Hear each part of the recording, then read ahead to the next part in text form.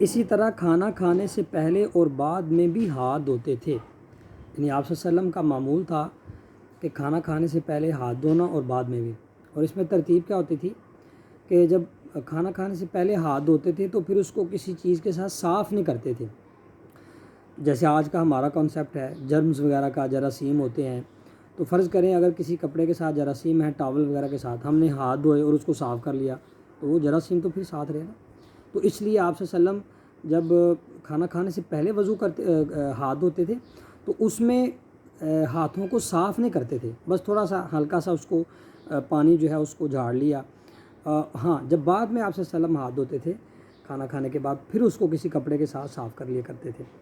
اچھا، اس میں آپ لوگوں کی یہ ایک تھوڑی سی پریکٹس ہے، میں نیکسٹ لیکچر میں آپ سے پوچھوں گا کہ آپ نے کوشش کرنی ہے کہ آج سے اگلا جو ہمارا لیکچر ہوگا آپ نے ہر کھانا کھانے سے پہلے اور بعد میں ہاتھ دھونے ہیں، جیسے میں نے بتایا ویسے دھونے ہیں۔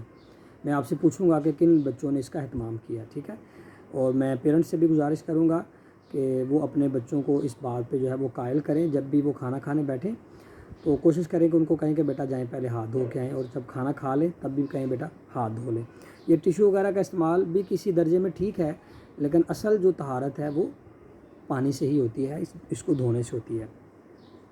آپ صلی اللہ علیہ وسلم سر میں تیل کا استعمال بھی کرتے، غسل فرماتے، داڑھی اور سر کے بالوں میں کنگھی کرتے، سفید لباس پہننا زیادہ پسند فرماتے۔ یعنی باقی لباس بھی آپ بچوں پہن سکتے ہیں، جیسے آج ہم لباس پہنتے ہیں۔ اچھا، اس میں بھی ایک چیز جو ہے نا وہ میں آپ کو آپ کے سامنے رکھ دوں۔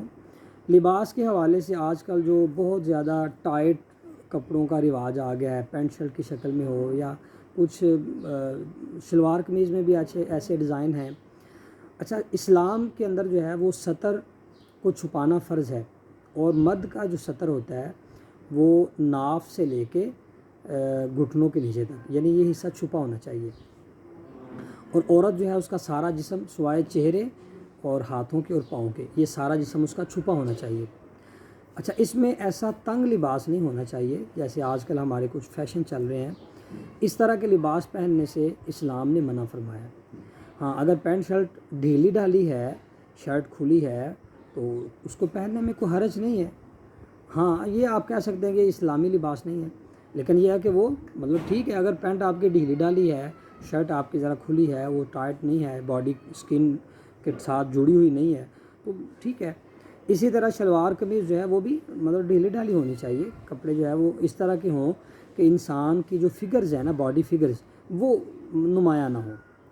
اسلام اس سے منع کرتا ہے کہ اسلام کی تعلیمات کیا ہیں کہ عورت ہو یا مرد ہو، اس کی باڈی فگرز جو ہیں وہ نمایاں نہیں ہونی چاہیے۔ تو بہرحال اس میں ہمارے ہاں بے احتیاطی برتی جاتی ہے، تو اس کا بھی آپ اہتمام کریں، اور پھر اس میں دیکھیں کہ نبی صلی اللہ علیہ وسلم سفید لباس اس کو پہننا زیادہ پسند فرماتے تھے، باقی پہننے سے منع نہیں کیا، ہم پہن سکتے ہیں وہ بھی، اور خوشبو بھی لگاتے۔ کسی شخص کے بڑے ہوئے ناخن یا بکھرے ہوئے بال دیکھتے تو سخت ناپسندیدگی کا اظہار فرماتے۔ اچھا، ہم بھی اس کی پریکٹس کریں کہ ہر جمعے کو نا کوشش کریں، ہر جمعے کو اپنے بال شال جو ہے اس کی کٹنگ وغیرہ اس کی ٹھیک کروائیں، اور ناخن وغیرہ اپنے تراشنے کی کوشش کریں، پاؤں کے بھی ہاتھوں کے بھی۔ اسی طرح دیگر جو صفائی کے معاملات ہیں وہ بھی ہم کوشش کریں کہ ایک ہفتے کے بعد ضرور ان چیزوں کو جو ہے وہ ہم دیکھیں، کیونکہ نبی صلی اللہ علیہ وسلم اگر کسی کے یہ بڑے ہوئے دیکھتے تھے تو سخت ناپسند کرتے تھے۔ ایک مرتبہ آپ صلی اللہ علیہ وسلم نے ایک شخص کو میلے کپڑے پہنے ہوئے دیکھا تو فرمایا، تم سے اتنا بھی نہیں ہوتا کہ تم اپنے کپڑے دھو لیا کرو۔ اب وہاں پہ دیکھیں آپ، پانی جو ہے وہ بڑی نایاب چیز تھی، پانی اس طرح نہیں ہوتا تھا جیسے آج ہم ٹیب کھولتے ہیں تو جناب ٹنوں لیٹروں کے حساب سے پانی ہم جناب روزانہ ضائع کر دیتے ہیں۔ آپ دیکھیں ہمارے کتنا پانی ضائع ہوتا ہے، ہمیں اس کا بھی اہتمام کرنا چاہیے بچوں، بلکہ اس کی ہم پریکٹس کریں، نہانے میں بھی اتنا پانی استعمال کریں جتنی کی ضرورت ہے، کیونکہ یہ اللہ کی بہت بڑی نعمت ہے۔ اور اسی طرح برتنے کے اعتبار سے بھی جب ہم بائکس وغیرہ دھوتے ہیں، گاڑی وغیرہ دھوتے ہیں، تو اس میں بھی ہم کوشش کریں کہ منیمم جو ہے پانی اس کو لگانے کی، جتنے سے وہ ہمارا کام آسانی سے ہو جائے۔ تو آپ صلی اللہ علیہ وسلم نے اس دور میں، حالانکہ پانی کا مطلب قحط ہوتا تھا، اتنا پانی نہیں ہوتا تھا، تو آپ صلی اللہ علیہ وسلم نے اس کو دیکھا تو فرمایا کہ کیا تم کپڑے دھو نہیں سکتے، میلے کپڑے پہنے ہوئے ہیں؟ ویسے بھی آپ دیکھیں یہ تو کامن سینس کی بات ہے، اگر ہم نے کپڑے سوٹ پہنے ہوئے ہیں اور اس کے اوپر اگر کوئی داغ لگا ہوا تو یہ اپنے آپ کو بڑا برا لگتا ہے نیچے جا کے مٹی سے جناب وہ کف وغیرہ بھی اٹے ہوئے ہیں، بین بھی اٹا ہوا ہے جناب، اور منہ پہ بھی جناب ڈھیروں مٹی پڑی ہوئی ہے، تو یہ ویسے ہی ناپسندیدہ ہے۔